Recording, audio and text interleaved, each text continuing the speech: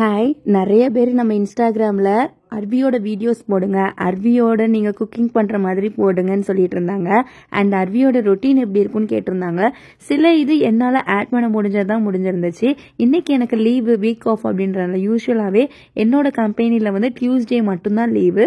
So அதை utilise பண்ணி நான் இன்னைக்கு வீடியோஸ் எடுத்துகிட்டு இருந்தேன். லீவுன்றனால நமக்கு பிடிச்ச மாதிரி காடை கிரேவி வைக்கலாம் அப்படின்றனால வாணிமாவும் போய் காடை வாங்கிட்டு வந்திருந்தாங்க. ஸோ காடை கிரேவி எப்படி வைக்கிறதுன்னு நான் சொல்லிட்டு இருந்தேன். எப்பயுமே வறுத்து வச்சிருந்தோம்னா அதோட கிரேவியோட நறுமணமே ரொம்ப ரொம்ப நல்லா இருக்கும். இதுக்கு நான் எடுத்தது ஒரு கடாயில 2 பட்டை, கிராம்பு, ஏலக்காய், அதுக்கப்புறம் வந்து மல்லி, ஜீரகம், பெருஞ்சீரகம், மிளகு இதெல்லாமே 2 ஸ்பூன் போட்டுக்கணும். அண்ட் இந்த மாதிரி எல்லாமே போட்டுட்டு கோகனட் இருக்குல்ல, அதாங்க நம்ம தேங்காய் வந்து கட் பண்ணி வறுத்தோம்னா அதோட டேஸ்டே வந்து ஆக்சுவலி ரொம்ப ரொம்ப நல்லா இருக்கும்.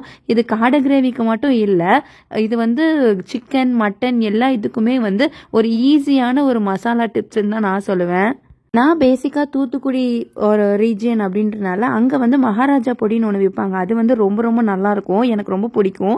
ஸோ அப்பார்ட் ஃப்ரம் தட் நான் பண்ணுறேன் அப்படின்னா இந்த மாதிரி மசாலா தான் நான் எடுத்துப்பேன். இதை நல்லா சூடாக வறுத்ததுக்கு அப்புறம் இந்த மாதிரி கன்சிஸ்டன்சி வரணும். அண்ட் நீங்கள் அந்த பேனை பார்த்தாலே தெரியும், கொஞ்சம் ஆயில் விட்ட மாதிரி இருக்கும், ஆனால் ஆயிலே வந்திருக்காது. ஸோ இதை நல்லா வறுத்துட்டு ஆற வச்சுட்டு இருக்கிற கேப்பில் அர்வி கூட என்னடா பண்ணிட்டு இருக்கான்னு ஃபன் பண்ணிட்டு இருந்தான். வீட்டுக்குள்ளேயே கொடைய வச்சு ஆக்சுவலி அவன் விளாண்டுட்டு இருந்தான். சின்ன பிள்ளைங்களுக்கு குட்டி குட்டி ஐட்டம்ஸ் தான் வந்து ரொம்பவே இம்பாக்டா இருக்கும், நல்லா வச்சு விளையாண்டுட்டு இருப்பாங்க. இதமான சூடுல அதை நல்லா காய வச்சுக்கிட்டேன். ஏன்னா நம்ம நல்லா ட்ரை பண்ணாதான் நம்ம அதை மிக்சியில் அடிக்க முடியும். இந்த மாதிரி ஒரு ட்ரைனஸ் இருந்துச்சுன்னா கண்டிப்பா அது நல்லா வந்து அரைபடும். ஏன்னா மசால் வந்து கொஞ்சம் தூளா இருந்தாதான் வந்து நல்லா அரைபடும் போது மையா நமக்கு அரைஞ்சு வரும். இன்பிட்வீன் எனக்கு கொஞ்சம் கோல்டு எப்பயுமே நெஞ்சுக்குள்ளே இருக்கிறனால எனக்கு வந்து சுக்கு மிளகு போட்டு டீ கொடுத்துருந்தாங்க. ஆக்சுவலாக இது ரொம்ப நல்லா இருந்துச்சு. ஆனால் அதை பாலோட மிக்ஸ் பண்ணி கொடுக்கும் போது டேஸ்ட் வந்து எனக்கு ரொம்ப பிடிச்சிருந்துச்சு. யூஸ்வலாக நான் கசப்பு தன்மை இருந்துச்சுன்னா குடிக்கவே மாட்டேன். அது எவ்வளோ பெரிய யார் என்ன சொன்னாலும் சரி, நான் வந்து குடிக்கவே மாட்டேன். இந்த மாதிரி எனக்கு கொடுக்கும் போது தொண்டைக்கு நமக்கு வலி இல்லாமல் ரொம்பவே நல்லா இருந்துச்சு. நீங்களும் இந்த மாதிரிலாம் ட்ரை பண்ணுவீங்களான்னு சொல்லுங்க. வாரத்துக்கு ஒரு முறை இப்படி எடுத்துக்கிட்டா எல்லாருக்குமே நல்லது. இப்போ நான் வறுத்து வச்சிருக்கிற எல்லாமே மிக்சி ஜாரில் போட்டுக்கிட்டேன். மிக்சி ஜாரில் நல்லா தண்ணி ஊற்றி கூட நம்ம அரைக்கலாம். ஏன்னா வந்து நம்ம குக்கரில் தான் வைக்க போகிறோம் அப்படின்றனால நல்லா தண்ணி ஊற்றி நல்லா மிக்சி ஜாரில் அரைச்சிக்கிட்டேன்.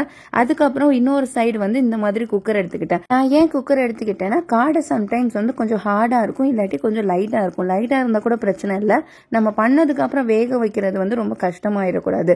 அதனால வந்து குக்கரில் வந்து நல்லெண்ணெய் 2 ஸ்பூன் ஊற்றிட்டு வெங்காயம், சின்ன வெங்காயம் வந்து நான்வெஜ்ஜுக்கு ரொம்ப ரொம்ப நல்லாயிருக்கும். ஸோ அதையும் நல்லா தண்ணியில் வாஷ் பண்ணிட்டு பெருஞ்சீரகம் கொஞ்சம் போட்டுட்டு நல்லா மிக்ஸ் பண்ணிக்கிட்டேன்.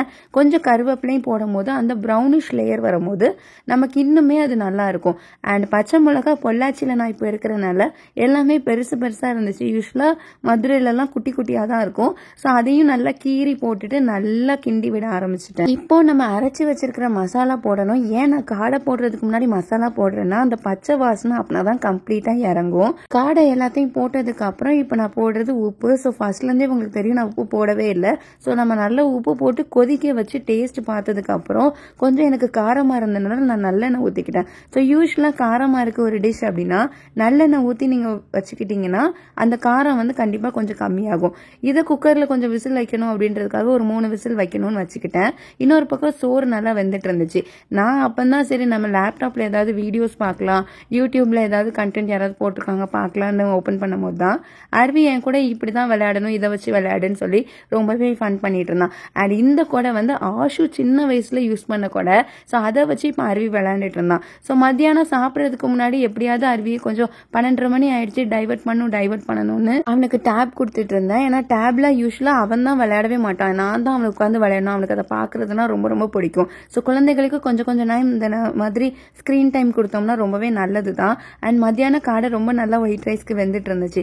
எனக்கு பர்சனலாக ரொம்ப பிடிச்சிருந்துச்சு. ஆனால் இன்னுமே நல்லா காரமாக இருந்துச்சு. அர்வி வந்து நல்லா தூங்கிட்டு இருந்தான். ஏன்னா நல்லா சாப்பிட்டுட்டான். அவனும் கொஞ்சம் காடை கிரேவி ஊற்றி ஒயிட் ரைஸ் வச்சு கொஞ்சம் நெய் ஊற்றி சாப்பிட்டான். அண்ட் இந்த மாதிரி தான் உங்கள் பேபிஸ் பொசிஷனில் தூங்குவாங்களான்னு எனக்கு சொல்லுங்கள். அந்த மாதிரி தூங்கும் போது உங்கள் பேபிஸ் நல்லா டீப் ஸ்லீப் ஆயிடுவாங்க. அர்விலாம் நல்லா தூங்குவான். எந்திரிச்சதுக்கு அப்புறம் எங்கே குளிக்க வச்சிருவாங்களோன்னு அவன் ஒரு பக்கம் நல்லா ஃபேஸ் வாஷ்லாம் பண்ணி ரெடி ஆயிட்டான். அண்ட் அவங்களோட சித்தா கூட அவங்கள வெளியில் போகிற பிளான் இருந்துச்சு. ஸோ அப்படியே அர்வியும் கொஞ்ச நேரம் வெளியில் போயிட்டு வந்துட்டான். ஏன்னா ஈவினிங் டைம் டைம் வெளியில கூட்டு போனோம்னா அர்விக்கு ரொம்ப ரொம்ப பிடிக்கும். நைட்டு யூஸ்வலா அர்விக்கு வந்து பால் சோறு கொடுக்கறது ரொம்பவே வழக்கம். ஸோ பால் சோறு நல்லா சாப்பிட்டுட்டு இந்த மாதிரி மாண்டசரி ஆக்டிவிட்டிஸ் எல்லாம் பண்ணுவான். கொஞ்சம் பவுல் சேஞ்சிங் பண்றது, இந்த மாதிரி ஆக்டிவிட்டிஸ் பண்றது. ஏன்னா பொள்ளாச்சி வந்துட்டான், வாணிமா கண்ட்ரோலுக்கு வந்துட்டானே, அவனுக்கு டிவி ஸ்கிரீன் வந்து ரொம்ப ரொம்ப ரொம்ப கம்மி, கொடுக்கவே மாட்டோம். ஸோ ஐ ஹோப் இந்த vlog உங்களுக்கு பிடிச்சிருக்கும்னு நினைக்கிறேன். பிடிச்சிருந்துச்சுன்னா லைக் பண்ணுங்க.